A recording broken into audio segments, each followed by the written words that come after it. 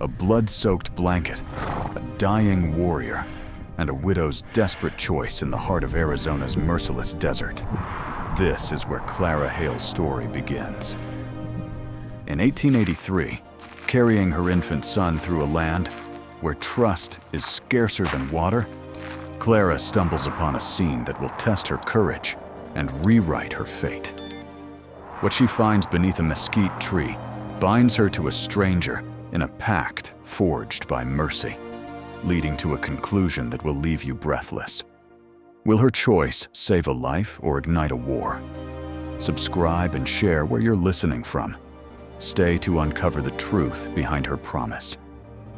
The dawn broke raw over Arizona's red dirt plains in 1883, a cold haze clinging to the earth like a ghost, too stubborn to leave. Clara Hale trudged the lonesome trail, her boots grinding dust, her 6-month-old son bound tight to her back in a frayed sling. 3 days she'd walked, chasing whispers of a salt trader's camp near the border, her only hope for a scrap of food to keep them both alive. The boy, her last tether to a life she'd rather forget, slept fitfully, his breath soft against her neck. His father's name was a shadow she'd buried deep, a man whose sins stained her past, darker than the desert night. The mesquite thicket loomed ahead, gnarled branches clawing at the sky. Clara's eyes, weary from hunger, caught a shape that didn't belong. A black horse, tethered to a twisted trunk, its mane matted with blood, eyes wild, as if it had outrun hell itself. The saddle hung torn, reins knotted tight, and the beast's flanks shivered under a crust of dried sweat. Beneath the tree, half buried in sand, lay a red blanket, its Apache patterns frayed by wind and time. The air carried iron and gunpowder, sharp enough to cut. Clara froze, her pulse hammering. This was no stray's camp. Trouble had been here, and it hadn't left long ago. She stepped closer, her shadow falling across the blanket. The baby stirred, a faint whimper breaking the silence. Her hand hovered over the knife at her belt, but something held her back. A rustle, low and labored, from behind the tree. She circled slowly, boots crunching, and found him. An Apache warrior, sprawled in the dirt, his bare chest slick with blood. A broken arrow jutted from his shoulder, the wound black and seeping. His hand clutched an obsidian blade, knuckles taut, as if death itself would have to pry it free. His eyes, half open, glinted with the kind of defiance that outlasts pain. Clara's first thought was to run. The Apache were hunted men, and anyone who helped them risked a noose or worse. Out here, mercy was a fool's wager, and she had a child to protect. But the baby's cry grew sharper, a sound that hooked her heart and pulled. She looked again at the man, his breath shallow, his face etched with something beyond hate, something human. She couldn't name it, but it was enough. Kneeling, she untied her canteen, the leather creaking in her grip. Water trickled over his cracked lips, and his eyes flickered, wary then steady, locking on the child slung across her back. "If you're gonna kill me, do it quick," she said, voice rough as gravel. "Otherwise breathe. The sky ain't done with you yet." The warrior didn't speak, but his gaze softened, just a fraction, as if her words had found a crack in his armor. Clara tore a strip from the red blanket, its weave coarse under her fingers, and pressed it to his wound.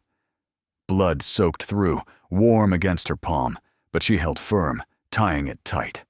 The act felt like a vow, silent and heavy, between two souls who had no reason to trust. The horse snorted, shifting restlessly, its hooves stirring dust. Clara stood, scanning the horizon. The desert stretched endlessly, but the air felt wrong, too still, like it was holding its breath for what came next. She glanced at the warrior, his chest rising faintly but stubbornly. "You got a name?" she asked, not expecting an answer. He didn't give one, just watched her, his silence louder than words. She hefted the canteen, slung it back on her belt, and made a choice she couldn't undo. "Come on, then," she muttered, half to him, half to herself. "We ain't staying here to die." If stories like this one, raw, real, and carved from the heart of the West, move you, consider subscribing to Echoes of the West. Your support keeps these tales alive, and we'd love to know where you're listening from. Clara's path was about to twist in ways she couldn't foresee, and what lay ahead would demand every ounce of her grit. She unbound the horse, its reins slick with dew, and looped them loose around her wrist. The warrior struggled to his feet, leaning hard against the tree, the knife still gripped like a lifeline. Together, they moved toward a canyon's shadow, where Clara's makeshift shelter, a lean-to of hides and driftwood, waited. The baby's cries quieted, as if he sensed the weight of the moment. The trail ahead was narrow, the mesquite thorns sharp as betrayal, but Clara kept her eyes forward. Somewhere out there, the men who'd left this warrior for dead were still riding, and the blanket, now stained with blood and sand, carried a promise she hadn't meant to make. The canyon's shadow swallowed Clara Hale and the wounded Apache warrior as they slipped from the mesquite's grip, the black horse trailing behind, its hooves muffled by the soft earth. Arizona's dawn, raw and unforgiving in 1883, offered no promises, only the weight of a choice Clara couldn't unmake. The red blanket, now torn and blood-streaked, hung over her arm like a banner of defiance, its Apache patterns catching the first glint of light as they reached her shelter. The lean-to clung to the canyon wall, a patchwork of hides and driftwood lashed together with rawhide strips, barely holding against the desert's bite. Clara eased the warrior down onto a bed of packed earth, his breath hitching as he leaned against the rough frame. The baby, still slung across her back, stirred but didn't wake, his tiny chest rising steadily in the morning chill. She unhooked the sling, laying him on a folded sack, his small hands curling like sage leaves in the cold. The horse snorted outside, tethered to a jut of rock, its eyes still wild but calmer now, as if it sensed the storm had passed, for the moment. Clara knelt by the warrior, peeling back the blanket strip to check his wound. The blood had slowed, clotting dark around the arrow's shaft, but the flesh was hot, swollen. She cursed under her breath, the sound sharp in the quiet. Her hands, calloused from years of scraping by, moved quickly, pulling a tin of dried yarrow from her pack. She crushed the leaves, mixing them with a splash of canteen water into a gritty paste, and pressed it to his shoulder. He flinched, a low hiss escaping his lips, but his eyes stayed fixed on her. Dark, unreadable, like a storm cloud holding its rain. "You're lucky this didn't hit bone," she said, voice low, tying a fresh strip of blanket tight. "But you ain't out of this yet." He didn't answer, just watched, his obsidian blade now sheathed, but close, resting against his thigh. The silence between them was heavy, not with trust, but with necessity, like two wolves circling the same kill. Clara stood, wiping her hands on her skirt, and glanced at the baby. His soft breaths were the only sound softer than the wind whining through the canyon. By midday, the sun clawed its way through the haze, baking the lean-to's hides until the air inside smelled of leather and dust. Clara built a small fire, its smoke curling upward, stinging her eyes. She boiled water in a dented tin pot, dropping in a handful of cornmeal from her dwindling supplies. The warrior stirred, propping himself up, his face carved with pain, but sharper now, alert. "Name's Talon," he said, voice rough as sandstone, the words halting, shaped by a tongue more used to Apache than English. "Chiricahua," Clara nodded, stirring the pot. "Clara Hale, that's all you need to know." She didn't offer more, and he didn't ask. Instead, he spoke of the black scarves, mercenaries who hunted men like him and women like her for coin. They'd ambushed his band 2 nights back, left him for dead, and taken everything but his knife. His words were sparse, each one weighed like a bullet, but they painted a picture clear enough. The desert wasn't just cruel, it was a graveyard for the unwary. She handed him a tin cup of thin gruel, her eyes catching the way his hand trembled, not from weakness, but from something deeper. Grief, maybe, or rage. "They'll come for you," he said, staring into the fire. "They don't leave loose ends." Clara's stomach tightened. She thought of the map fragment she'd found in her husband's coat pocket months ago, a scrap of paper she'd kept but never understood. Lines and numbers marking a silver vein somewhere in these hills. If the Black Scarves were after it, they'd burn the whole territory to find her. The baby fussed, and Clara lifted him, his warmth grounding her. Talon's gaze followed, softening when it landed on the child. "Your man," he said. Not a question. "He one of them?" Clara's jaw clenched. She didn't want to answer, didn't want to admit her husband had ridden with the Scarves, torching villages like Talons. But the truth was a burr under her skin. "He's dead," she said finally, voice flat. "And the boy's mine. That's enough." Talon nodded, slow, like he understood more than she'd said. The fire crackled, spitting embers that glowed briefly before dying in the dirt. Outside, the canyon walls stood sentinel, their shadows lengthening as the sun dipped. Clara felt the weight of eyes, not Talon's, but the desert's, or maybe something worse, waiting beyond the ridge. She checked the knife at her belt, its handle worn smooth from use, and glanced at the horse outside. Its ears twitched, catching a sound she couldn't hear. Night fell hard, the stars sharp as flint.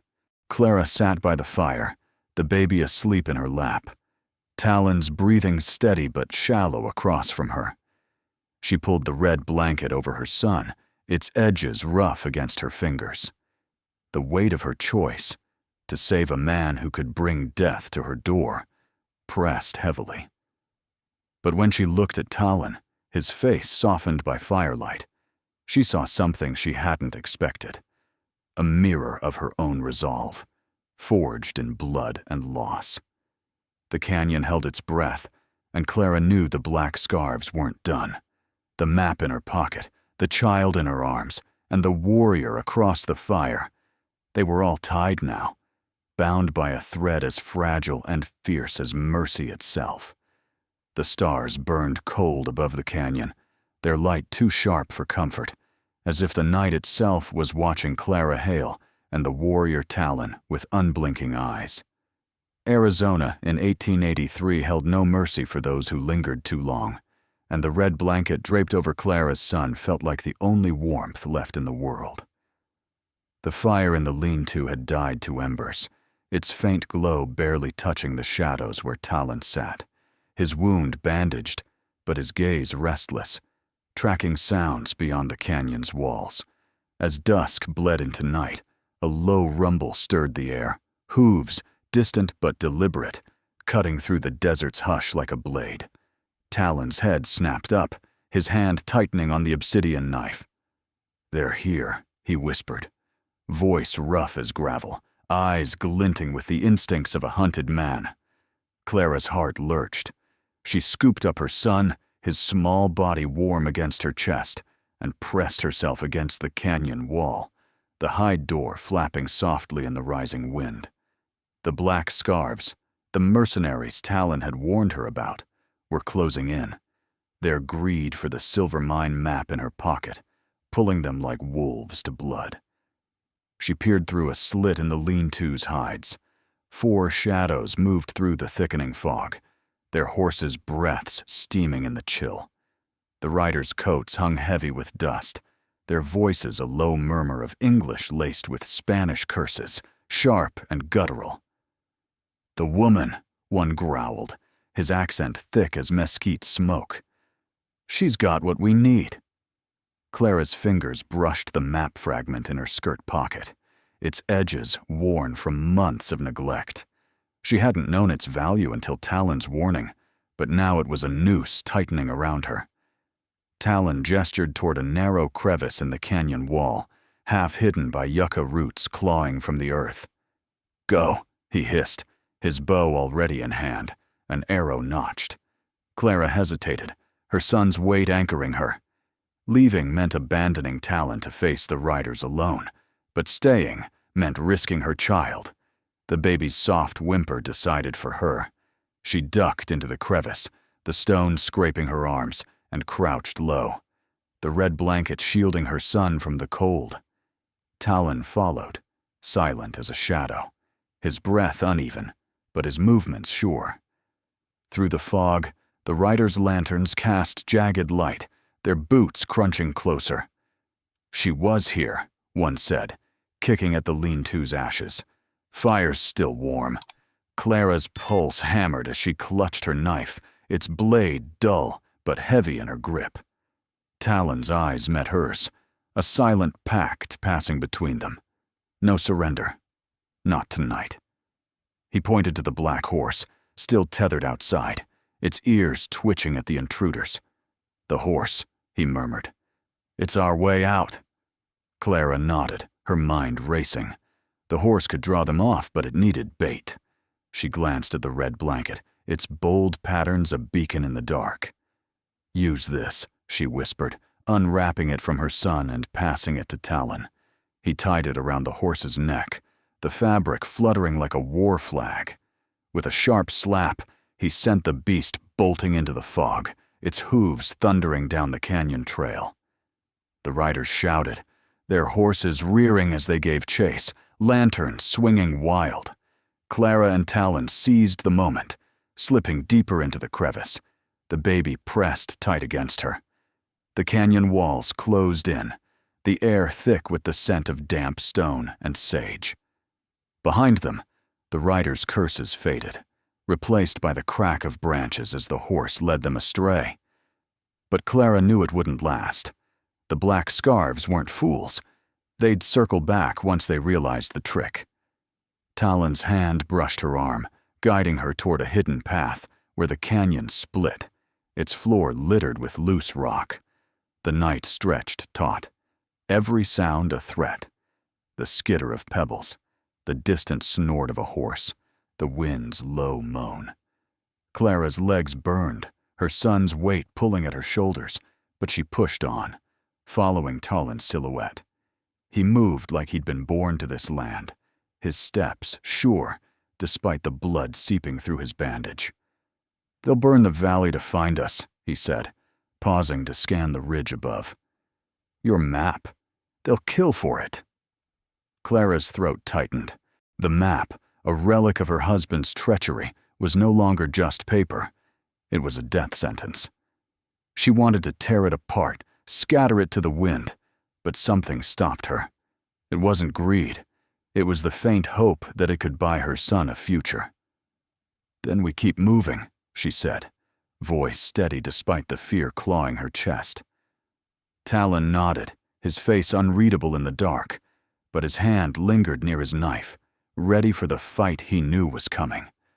The fog thickened, swallowing the stars. Clara adjusted her son's sling, his warmth a reminder of why she couldn't stop. The canyon path narrowed, forcing them single file, the walls so close they scraped her elbows. Somewhere behind, a horse screamed, a sharp, panicked sound that cut through the night. The black scarves had found their decoy. Talon froze, his arrow notched again, his eyes scanning the mist. Clara gripped her knife, the blade's weight a cold comfort. The riders were coming, and the canyon offered no more hiding places. The black scarves' discovery of the decoy horse shattered the night, their shouts echoing through the canyon like the crack of a whip. Clara Hale clutched her son tighter, the narrow path's stone walls scraping her shoulders as she followed Talon's shadow in the fog. Arizona's desert, merciless in 1883, offered no refuge, only the promise of a reckoning. The air grew thick with the acrid scent of smoke, a warning that the hunters had turned their rage on the valley itself. A faint glow flickered beyond the ridge, orange and hungry, as the black scarves set fire to the brush. The crackle of burning yucca and sage carried on the wind, the flames licking closer, their heat a cruel pulse against Clara's skin. Talon, his shoulder wound seeping fresh blood, moved ahead, his bow slung across his back, the obsidian knife now his only weapon. "They're flushing us out," he growled, his voice barely audible over the roar of the blaze. Clara's eyes stung, her son's soft cries muffled against her chest. The map in her pocket felt heavier than ever, its silver mine secret a curse she couldn't outrun. The canyon path twisted upward, forcing them toward a rocky ledge overlooking a deep ravine. The fire's light painted the cliffs in jagged streaks, revealing no escape but a sheer drop below. Clara's boots slipped on loose shale, her heart pounding as she steadied herself. Talon scanned the ridge, his breath ragged, but his gaze sharp. "We can't outrun this," he said, pointing to a cluster of boulders half hidden in the smoke. "There, cover!" They scrambled behind the rocks, the baby's sling digging into Clara's shoulders, the air now choking with ash. The riders' voices grew louder, their horses' hooves pounding closer, their lanterns cutting through the haze like vengeful eyes. "Find the woman!" one bellowed, his words slurred with fury. Clara peeked from behind the boulder, her knife trembling in her grip. The black scarves were no longer just shadows. 4 men, their faces scarred and weathered, revolvers glinting in the firelight. One held a torch, its flames spitting sparks that danced across the dry ground. They were closing in, their intent as clear as the blaze they'd unleashed. Talon notched an arrow, his movement slow but deliberate, blood dripping from his wound onto the stone. "Stay low," he whispered, his eyes locked on the lead rider. Clara nodded, her son's warmth the only thing keeping her from breaking. The fire roared closer, its heat searing her skin, the smoke curling into her lungs. She pressed the baby's face into her shoulder, shielding him from the ash. The map burned in her mind. She could destroy it now. End this hunt. But it was too late. The black scarves wanted blood as much as silver. A gunshot cracked, the bullet ricocheting off the boulder, spraying dust. Talon loosed his arrow, and a rider screamed, clutching his arm as he fell from his horse. The others returned fire, their bullets tearing into the rocks, forcing Clara to duck lower, her son's cries now sharp with fear. Talon staggered, a new wound, grazing his side, blood soaking his shirt. He gripped her arm, his voice urgent. "Take the child. Run for the ravine's edge. Mercies for the living." Clara shook her head, tears mixing with ash on her face. "Not without you," she hissed, her voice fierce despite the panic. But Talon pushed her toward the path, his knife flashing as he turned to face the riders.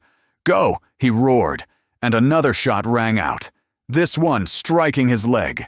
He fell to one knee, but his eyes burned with defiance, his blade raised. Clara stumbled back, her son clutched tight, and ran for the ravine, the fire's heat chasing her like a predator. The path ended at a jagged ledge, the drop below swallowed by darkness. Clara turned, her breath hitching as she saw Talon silhouetted against the flames, trading blows with a rider. The man's revolver sparked, and Talon collapsed, his knife clattering against stone.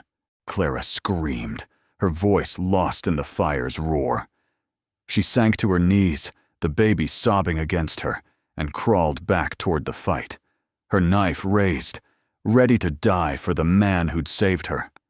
But Talon stirred, dragging himself to a boulder, his chest heaving. The riders, one down, hesitated, their horses rearing in the chaos.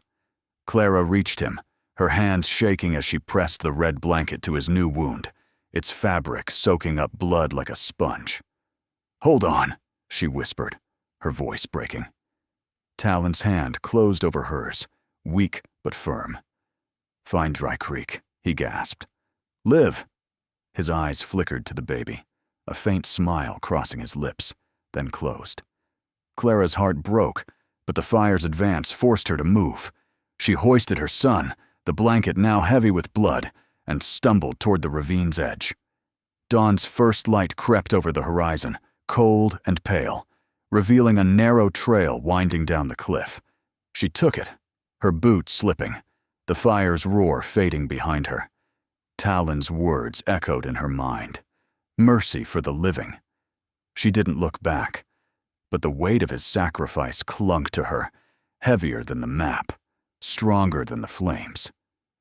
Dawn's pale light carved a path down the ravine, guiding Clara Hale as she descended, her son clutched tight, the blood-soaked red blanket trailing like a wound against the Arizona desert's stark beauty in 1883. Talon's final words, "Mercies for the living," echoed in her bones, driving her forward despite the ache in her legs and the weight of loss. The fire's distant roar had faded, replaced by the soft crunch of her boots on the canyon's loose gravel, each step a promise to survive. 3 months later, Dry Creek's dusty streets baked under a relentless sun, the town a scatter of weathered shacks and saloons clinging to the edge of the wilderness. Clara had carved out a life here, stitching shirts for ranchers and soldiers in a cramped tailor shop, her son now crawling, his laughter a fragile light in her world. The red blanket, washed clean of Talon's blood, served as his cradle, its Apache pattern softened by wear but bold in the midday glow. She'd sewn 2 words into its hem with black thread. Mercy lives, a quiet vow etched in every stitch, a reminder of the man who'd given her a chance to keep running. The shop smelled of linen and wax, its single window framing the desert beyond. Clara worked late, her needle flashing, her son asleep in the corner, his tiny hand curled around the blanket's edge. The map, that cursed scrap of paper, stayed hidden in a tin box beneath the floorboards.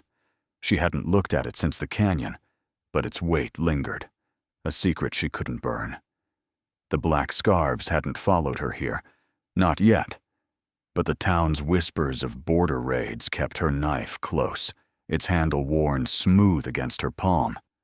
One evening, as thunder rolled distant over the hills, the shop's door creaked open, letting in a gust of rain-soaked air. Clara's hand froze mid-stitch, her eyes snapping to the figure in the doorway. A man, skin like burnished copper, stood tall despite the scars crisscrossing his frame. Talon.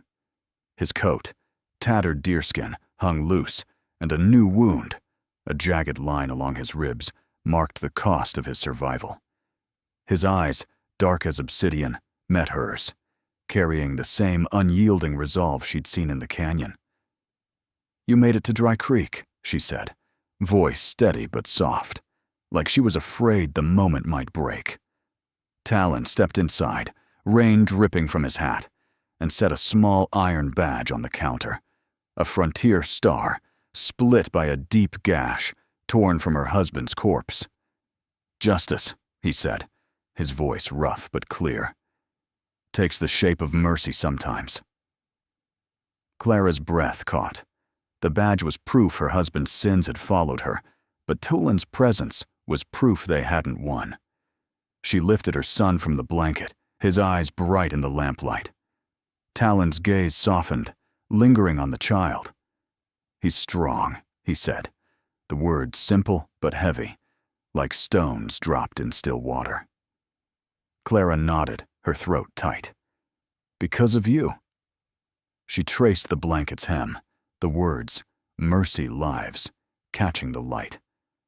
Talon's hand brushed the fabric, his fingers pausing over the stitches, as if reading a language only they shared. Outside, the rain fell harder, drumming the roof, washing the dust from Dry Creek's streets. Clara set the boy down, his small hand gripping her finger. "You didn't come just to bring that badge," she said, her eyes searching Talon's. He shook his head, slow, deliberate. "The scarves are still out there," he said. "They're hunting the mine, and anyone tied to it." Clara's jaw tightened. The map under the floorboards felt alive, pulsing with danger, but she wouldn't let it own her. "Then let them come," she said, voice like iron. "I've faced worse." Talon's lips twitched, not quite a smile, but close enough to warm the room. He pulled a small pouch from his coat. Herbs, wrapped in cloth, the kind used for healing. "For the boy," he said, "in case the desert tests him again." Clara took it, her fingers brushing his. The touch brief but electric, like a spark in dry grass. The storm eased, leaving a silver sheen across the town. Clara walked Talon to the door, the badge heavy in her hand. "Where now?" she asked, the question carrying more weight than she meant. He looked to the horizon, where the hills stood dark against the sky. "Wherever the wind takes me," he said, "but I'll know where to find you." He stepped into the rain, his silhouette fading into the night, leaving Clara with the blanket, the badge, and a truth she hadn't sought. Mercy wasn't just survival. It was the fire that kept the world turning. She closed the door, the latch clicking softly. Her son stirred, and she knelt beside him, the red blanket warm under her touch. The map stayed hidden, its secrets safe for now. Dry Creek's quiet wrapped around her, but Clara knew the desert held no promises, only the strength to keep fighting. She looked out the window, where the rain had turned the dust to gold, and whispered, "Mercy lives." The words felt like a prayer, answered not by the sky, but by the weight of her own resolve. The desert's dust settles, but Clara Hale's tale of mercy lingers, a testament to courage, in a land where hope is hard won. What would you have done? Risked everything for a stranger, or walked away from the red blanket's plea? Share your thoughts in the comments. We'd love to hear where this story took you. Gratitude for joining us in this journey through Arizona's wild heart in 1883. Your presence keeps these stories alive. Until the next tale calls, keep the fire of mercy burning. Join us again for more echoes of the West, where every choice carves a path through the dust.